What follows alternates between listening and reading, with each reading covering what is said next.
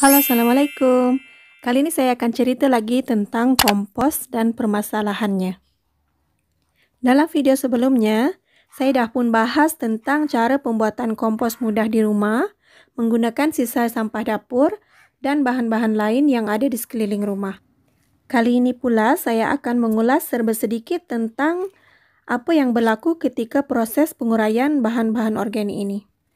Dalam proses pembuatan kompos, selalunya kita akan nampak maggot ataupun ulat. Dulu saya fikir ulat-ulat ini menandakan kompos yang saya buat gagal. Rupanya ulat-ulat tersebut adalah larva daripada BSF atau Black Soldier Fly atau lalat tentera hitam, sejenis lalat yang bermanfaat bagi kehidupan manusia.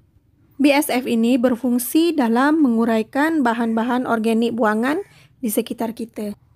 Fasa hidup lalat ini sekitar 7 hari dan lalat ini bukanlah merupakan pembawa penyakit seperti lalat biasa yang hinggap di sampah kemudian masuk ke rumah dan hinggap pada makanan dan mencemari makanan kita.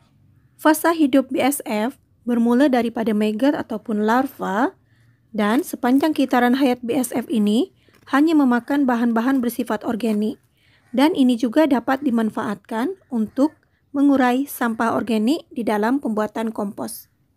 Kemampuan BSF dalam mengurai bahan organik cukup cekap. Setiap 10.000 ekor BSF dapat menghabiskan 1 kilogram bahan organik dalam masa 24 jam. Itu sebabnya BSF sangat berguna dalam pembuatan kompos organik. Selain kewujudan larva BSF dalam tong kompos, kita juga akan nampak sejenis kulat putih yang ada di permukaan bahan organik di dalam tong kompos tersebut.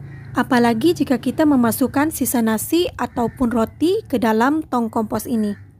Walaupun saya kurang pasti apakah jenis kulat ini, mungkinkah ianya kulat trichoderma? Tetapi yang pasti jika dalam pembuatan baja cair organik, kulat yang berwarna putih menandakan hidupan mikrob yang baik dan bermanfaat. Jadi, kemungkinan kulat putih ini tidak berbahaya dan tidak akan menimbulkan kesan negatif kepada tanaman. Keluhan lain yang biasa didengar juga adalah bau yang terlalu kuat ataupun busuk. Keadaan ini berlaku jika nisbah bahan green dan brown tidak sesuai, menyebabkan kompos terlalu basah. Namun, jangan risau. Anda cuma perlu menambahkan brown material ataupun tanah ke dalam tong kompos, maka beberapa hari kemudian bau tersebut akan berkurangan. Di dalam kompos ini juga akan terdapat cacing. Nah, jika di dalam tong kompos ada cacing, tentu saja ini pertanda yang baik. Sebab cacing akan menghasilkan buangan yang bermanfaat bagi tanaman. Malahan, ada yang sengaja menambahkan cacing ke dalam tong kompos supaya menghasilkan baja yang dipanggil vermicompost. Oke, itu saja cerita saya kali ini.